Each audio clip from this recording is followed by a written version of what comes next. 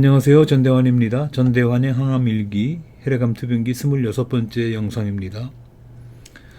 지난 1월 말까지 항암 치료를 다 마쳤고요. 1월 31일에 짐을 싸서 구미로 내려왔다고 말씀드렸습니다. 그 이후 일주일 남짓 그야말로 푹 쉬었습니다. 2월 13일 다음 주 월요일에 진료 일정이 있어서 하루 전인 12일에 서울로 갈 예정입니다. 13일 일정은 굉장히 빡빡해요. 그 전날 저녁부터 금식을 하고 그날 아침 6시 30분에 가장 먼저 피검사를 해야 합니다. 피검사를 마친 직후에는 바로 뭔가를 좀 먹어야 돼요. 왜냐하면 각종 CT 검사가 있기 때문에 적어도 오전 7시부터는 다시 금식을 해야 하기 때문입니다. 그리고 8시 25분에 골수 검사가 있고요. 11시 17분에는 피부과에서 조직검사 결과를 봐야 합니다. 오후 1시 30분에는 일반 CT 검사하고 PET-CT 검사가 있고요. 오후 3시 40분에 또 다른 CT 검사가 있고 또 10분 뒤에 한 번 더 CT 검사가 있습니다. 이렇게 한 다음에 마지막으로 오후 4시 8분에 주치의 선생님을 만나서 진료를 받는 일정입니다. 지난달 1월 28일 제 아들과 딸이 조혈모 세포 이식이 가능한지 저하고 맞는지 알아보기 위해서 피검사를 했는데요. 그 결과도 그날 나올 것 같습니다. 엄청나게 바쁜 날이에요. 생각만 해도 벌써부터 스트레스를 팍팍 받습니다만은 그날 이른 아침에 피검사를 위해서 팔뚝을 걷을 때까지는 잊고 지내려고 합니다. 자, 그건 그렇고요.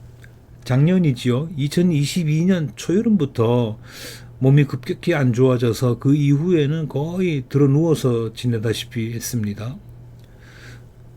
그 전에도 몸 컨디션이 좋지는 않았지만 그래도 작년 봄까지는 매일 맨손 체조도 하고 근력 운동도 하고 산길도 걸었습니다. 맨손 체조는 어떻게 하는 거냐면 여러분도 다 아시겠습니다만은 제가 초등학교 다닐 때부터 했던 국민체조 그걸 약간 변형시킨 거고요. 근력 운동으로는 윗몸 일으키기를 했습니다. 아무것도 없는 맨바닥에 똑바로 누워서 허리 힘으로만 일어나는 건데요. 그걸 하루에 25개씩을 했습니다. 산길 걷기는 금오산에서 야트마한 가벼운 등산로를 한 바퀴 도는 거고요.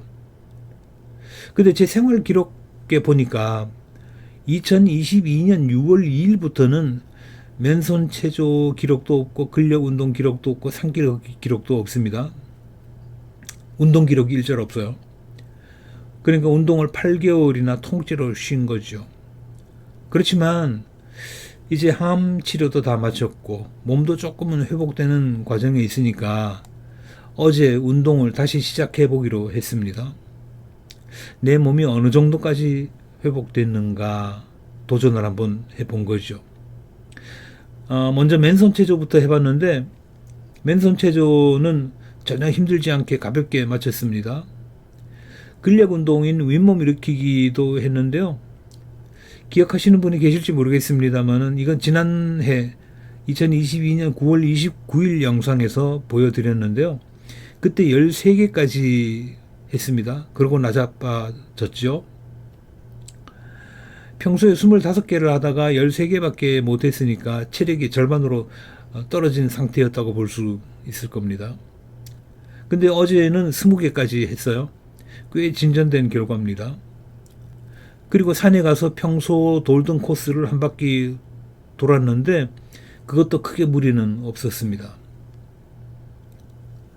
8개월이나 운동을 쉬고 그동안 항암 치료를 받은 상태에서 이 정도 해낼 수 있는 거는 아마도 아프기 전에 수십 년 동안 스트레칭하고 근력 운동하고 산길 걷기를 계속 해왔기 때문에 그 덕이 아닌가 그렇게 생각합니다. 좀 뜬금없는 이야기인데요. 수학 선생님들이잖아요. 수학 선생님들이 아주 자주 접하는 질문이 있다고 합니다. 그게 뭐냐 하면 선생님, 우리가 이렇게 복잡하고 머리 아픈 수학을 왜 배워야 하나요? 하는 질문입니다. 아마 여러분도 한 번쯤은 그런 생각을 해보셨을지 모르겠습니다. 뭐 이과생이야 물리학도 해야 하고 다른 관련 과목도 공부해야 하기 때문에 수학 공부가 필수지만 문과생이라면 그런 생각이 들 수도 있지 않겠습니까? 아니 삼각함수를 배워서 도대체 어디다가 써먹는단 말이야? 로그를 배워서 이걸 어디다가 써먹어? 그런 생각을 해보셨을 거예요. 근데 어떤 수학 선생님이 이 문제를 두고 오랫동안 고민한 끝에 학생들에게 이렇게 대답을 했다고 합니다. 칩 히스라고 하는 사람하고 댄 히스라고 하는 사람이 쓴 책이 있는데요. 스틱이라는 책입니다. 거기 나오는 얘기예요. 이렇게 얘기를 했습니다. 얘들아, 사람들이 엽기를 들어 올리는 운동을 하잖아. 그거는 어느 날 갑자기 누군가가 그를 바닥에 쓰러뜨리고 몸 위에 엽기를 올려놓는 상황을 대비하기 위해서가 아니야. 사람들이 운동을 하는 까닭은 축구 경기를 하고 나서 또는 마트에서 장을 봐온 뒤에 짐을 집으로 들여놓고 나서 또는 하루 종일 손자를 안아주고 나서 그 다음 날 팔다리가 쑤시는 게 싫어서 하는 거야. 수학도 그런 거란다. 너희들이 수학을 공부하는 까닭은 논리적인 사고력을 기르기 위해서야. 그래야 너희들이 더 좋은 변호사도 될 수 있고 더 훌륭한 의사도 될 수 있고 더 유능한 건축가도 될 수 있는 거지. 무엇보다도 그래야 너희들이 더 멋진 부모가 될 수 있기 때문이야. 자, 수학이란 말이야. 수학이란 정신을 위한 근력 운동이란다. 그거는 목적을 이루기 위한 수단이지 목적 그 자체는 아닌 거야. 이렇게 대답을 했습니다. 이렇게 얘기를 했습니다. 비록 머리는 아프지만 꾸준히 우리가 수학 공부를 해두면 우리의 정신 근력이 자기도 모르게 튼튼해져 있을 것이다. 그런 말이죠. 수학이라는 게 하루아침에 실력이 느는 게 아니잖아요. 평소에 꾸준히 해야 언젠가 빛을 발할 수 있을 겁니다. 운동이 꼭 그렇잖아요. 평소에 꾸준히 근력을 키워두면 몸에 위기가 오더라도 그게 회복을 위한 기초 자산이 될 수 있을 것입니다. 저도 어제 깜짝 놀랐습니다. 8개월이나 운동을 쉬었고 암투병 중인데도 예전에 오랫동안 했던 운동의 효과가 아직 없어지지 않고 남아있다는 것 참 신기했습니다. 뭐 그렇다고 제가 지금 아프기 전처럼 활동할 수 있다는 거는 아니고요. 그런 단계는 아직 아닙니다.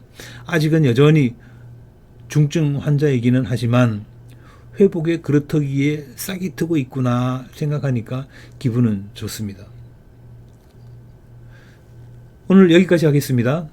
다음 월요일 폭풍 같은 병원 일정을 다 마치고 돌아와서 다시 소식 전해드리겠습니다. 고맙습니다. 언제나 건강하게 지내시기를 바랍니다.